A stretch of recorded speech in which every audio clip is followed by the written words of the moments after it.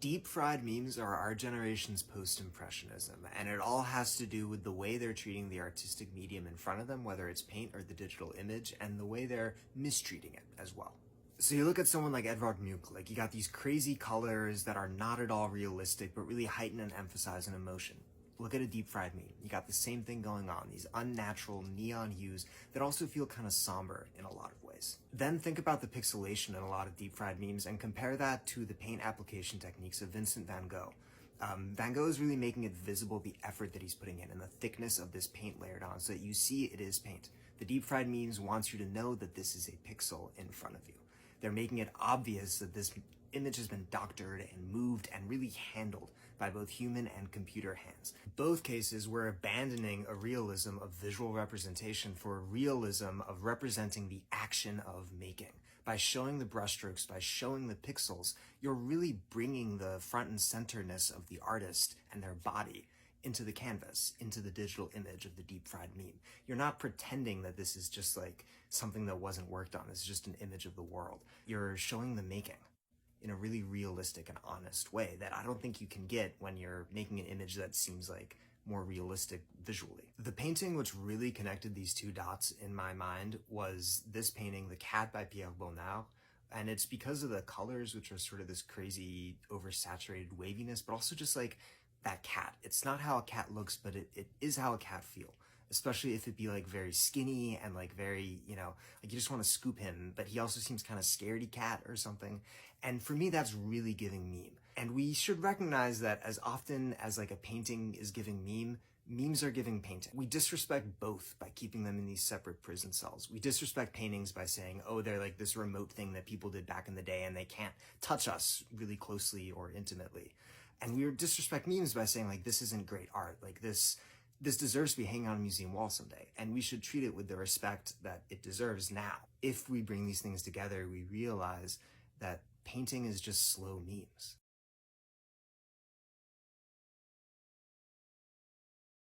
Wojak is our generation's Mona Lisa, and it's because of his smile. One second he's giving sarcasm, the next sadness, annoyance, fear, apathy, uncertainty, wistfulness. It changes as you look at it. In the original posting from Crouchan, a German language image board in 2010, you can see that the curve of his lips kind of is like a smile, but then at the edges it turns down like a frown. His eyes look off and away from the viewer, but not entirely. It could be anything. Is he disinterested? Is he shy? Is he just spacing out? Could he be mewing right now? In the Mona Lisa, her eyes are also looking off to the side and not directly at the viewer.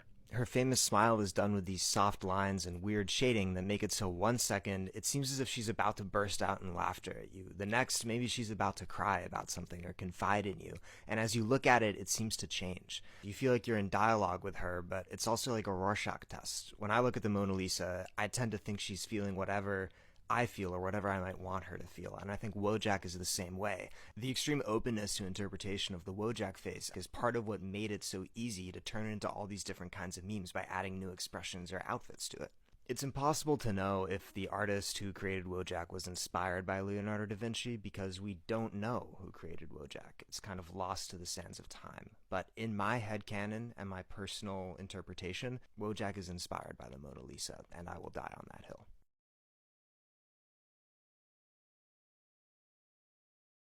Wrote my master's thesis on Distracted Boyfriend, which is one of this group of memes that is about making a choice. They might appear at first to kind of just be copies of each other, but there's really subtle differences and variations in the way they're used and interpreted by meme makers. So you have the one where like the guy's choosing between the two buttons. You have the one where the car is veering off into the new exit. You have the one where Drake is like turning away from the thing and then where he's smiling at it. They all color the choice in different ways. So like the Drake one, that's pretty unambiguous. One thing is bad. I think this thing is better.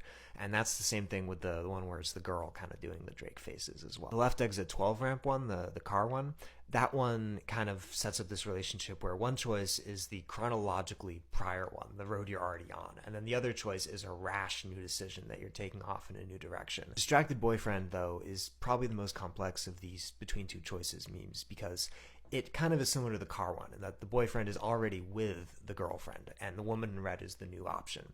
And we don't know anything about the woman in red. Her face is blurry, but where it's even richer than the left exit off 12 ramp is that Which option is better depends on how you interpret two separate things. First, how you interpret the picture. Most people see the picture and interpret it as he's bad, the girlfriend is right, cheating is not. Okay.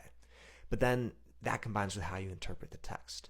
So like in this meme, which was kind of the one that started the viral trend for Distracted Boyfriend in August 2017, you have the youth choosing between socialism and capitalism. And I think in a lot of context clues, and especially thinking about in the 2017 context of like we're right after the Bernie campaign and memes tend to be used by young people, I think a lot of people would rather the boyfriend go with socialism instead of with capitalism, and she's the new fresh option.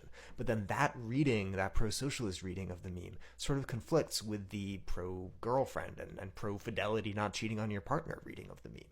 Looking at my research through a bunch of viral versions of the Distracted Boyfriend meme, I find that in general, the correct option tends to be with the girlfriend. It's a meme that's in general about like doing the thing that you should do, fulfilling your responsibilities, checking yourself. But there's also a lot of postings where it's a meme about abandoning this restrictive thing that you're with, like capitalism, and going for a new option that is fresher, that is more dangerous, that is more interesting. And then there's a lot of postings where it's ambiguous, and the meme gets a lot out of that ambiguity. And so ultimately the whole game of the meme is affiliation, figuring out how you interpret both the text and the image, and when they clash, what that means for you. But I think it also has to do with the way the platforms and social media kind of work, in that you either decide you like a video or you don't. You know, you either decide you like a person or you don't. You either share or you don't. And it's all this sort of yes-no binary reasoning that goes on. And I think these meme formats reenact that kind of reasoning. But they also push against it and sort of critique it and question it, which is part of why I love Distracted Boyfriend, because it's about that ambiguity of like, what is the right choice? What is the right reading? Especially when the reading of the text and the reading of the image might conflict with each other. And that's what's so fascinating about memes, or about any kind of art, when you look at it formally, because it both represents a thought or a feeling, but also a manner of thinking and a manner of feeling. The kind of thought you have, which you can fit inside of a given meme, is different than the kind of thought you have that you fit inside of another kind of meme. And so like the manner of thinking or feeling that Distracted Boyfriend suggests is that there's this need to sort experiences and sort ideas and have them be definitely in one camp or definitely in the other. But in reality, that stuff is actually really blurred. But in communicating it, we kind of have to be more definite than we really are. And I believe Distracted Boyfriend really leans into that ambiguity and plays with it. And that's why so many people liked it.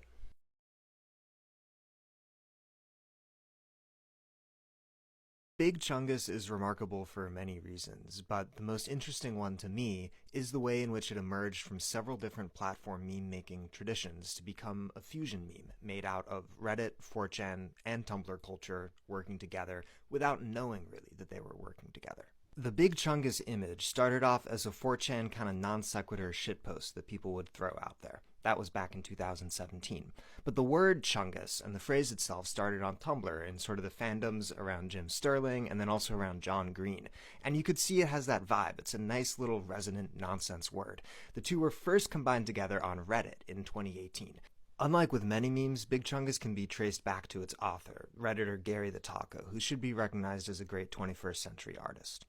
The Know Your Meme entry indicates that Big Chungus started as an inside joke in Gary the Taco's real-life friend group, but then spread through Reddit to the broader internet.